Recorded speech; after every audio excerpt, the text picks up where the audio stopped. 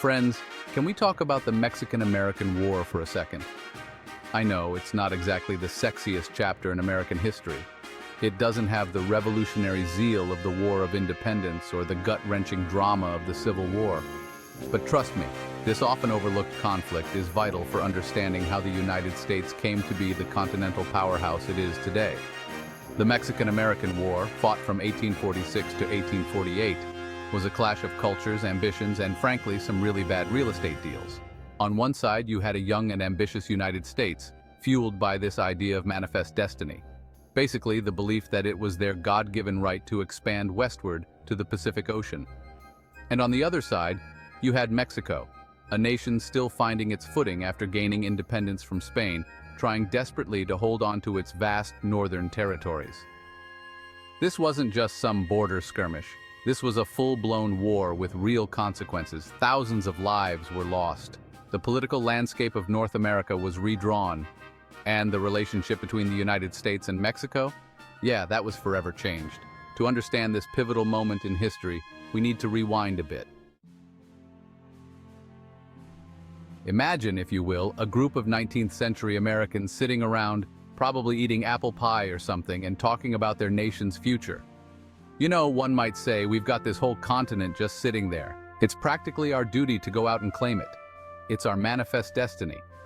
And thus, this incredibly arrogant yet oddly compelling idea was born. Manifest destiny wasn't just about grabbing land. It was about this deeply held belief that American culture, American values, American everything was just inherently superior. It was this toxic cocktail of nationalism, religious fervor, and good old-fashioned greed. And it became the driving force behind westward expansion, pushing the United States ever closer to a showdown with its southern neighbor, Mexico.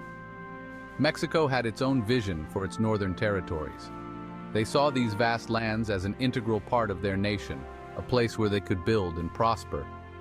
But they were facing internal struggles and were ill-prepared for the wave of American settlers who, fueled by manifest destiny, began pouring into places like Texas. These settlers brought with them their own customs, their own language, and crucially, their own slaves. The stage was set for a clash of civilizations. Texas, ah yes, the Lone Star State, land of cowboys, oil barons, and breakfast tacos the size of your head. But before all that, Texas was a hotbed of tension and rebellion, a place where the clash between American settlers and the Mexican government came to a head. Remember those American settlers we talked about? Well, they weren't exactly known for their respect for local customs or laws. They brought slaves into a country where slavery was illegal. They clung to their American identities, often refusing to learn Spanish or assimilate into Mexican culture. Tensions boiled over in 1835 with the outbreak of the Texas Revolution. American settlers, joined by some Tejanos, Texans of Mexican descent, took up arms against the Mexican government, demanding independence. One battle in particular became etched in American lore, the Battle of the Alamo.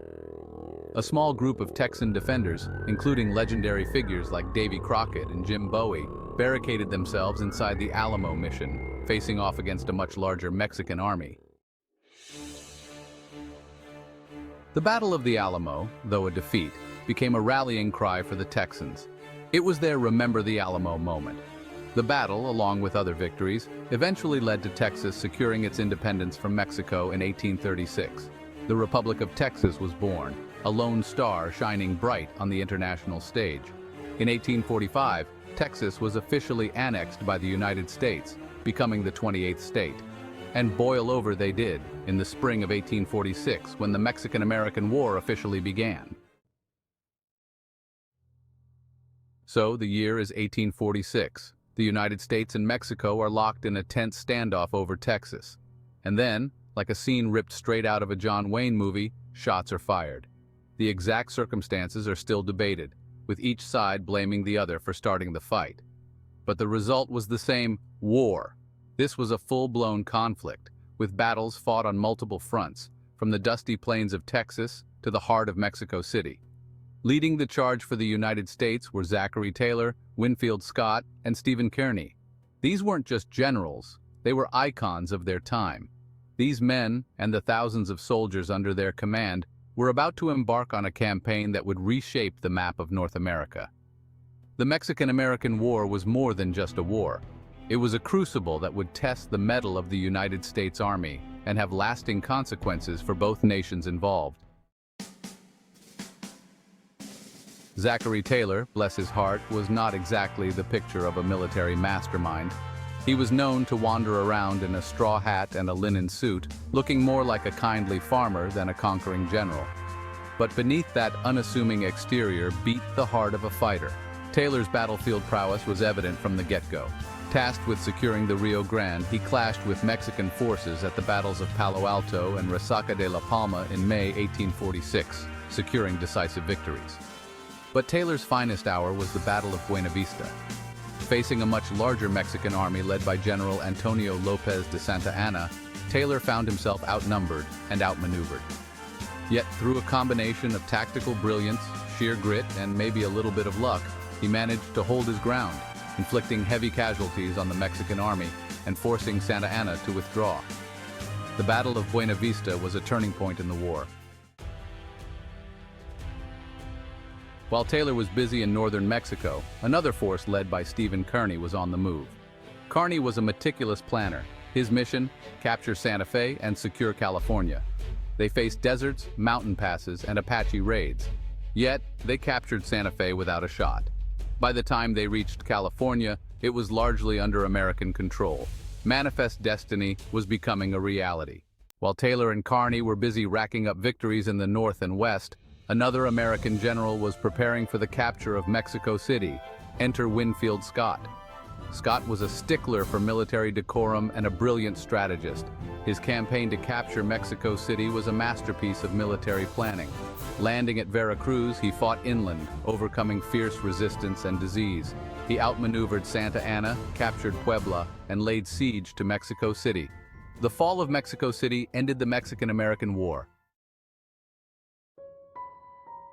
With the fall of Mexico City, the Mexican-American War was effectively over. Mexico, battered and defeated, was forced to the negotiating table. The result was the Treaty of Guadalupe Hidalgo, signed on February 2, 1848, which formally ended the war and redrew the map of North America. Under the terms of the treaty, Mexico ceded a vast swath of territory to the United States, including present-day California, Nevada, Utah, and parts of Arizona, New Mexico, Colorado, and Wyoming. This was a massive land grab, totaling over 525,000 square miles, more than doubling the size of the United States. In return, the United States agreed to pay Mexico $15 million and to assume $3.25 million in debts owed by the Mexican government to American citizens. The treaty also guaranteed Mexican citizens living in the ceded territories the right to become U.S. citizens and to retain their property rights, though in practice, these guarantees were often ignored. The Treaty of Guadalupe Hidalgo was a controversial document both in the United States and in Mexico. In Mexico, it was seen as a humiliating defeat, a betrayal of national sovereignty. In the United States, it sparked a fierce debate over the morality of the war and the expansion of slavery into the newly acquired territories. The Mexican-American War may have officially ended in 1848, but its repercussions were felt for decades to come. For the United States, the war was a resounding victory, albeit a morally complicated one. It fulfilled the dreams of manifest destiny, securing control of a vast new territory and establishing the United States as the dominant power in North America. The newly acquired lands, rich in resources and strategically important, fueled American economic growth and westward expansion. California, in particular, with its fertile valleys and the discovery of gold in 1848, experienced an unprecedented population boom. But the war's legacy was not without its shadows. The acquisition of such a large territory reignited the debate over slavery, ultimately culminating in the cataclysm of the Civil War just over a decade later. The Mexican-American War, though often overlooked, casts a long shadow over the relationship between the United States and Mexico. It was a conflict born of ambition, fueled by a sense of manifest destiny, and ultimately resolved through force of arms. For Mexico, the war was a national trauma, a reminder of a time when their northern territories were stripped away, their sovereignty violated. The loss of so much land had a profound impact on Mexico's national psyche, shaping its relationship with the United States for generations to come. But even in the aftermath of such a bitter conflict, there was a glimmer of hope. The two nations, bound together by geography and shared history, began the long and often difficult process of reconciliation. The Mexican-American War serves as a reminder of the enduring power of history to shape the present and the possibility of moving forward, building bridges of understanding and cooperation.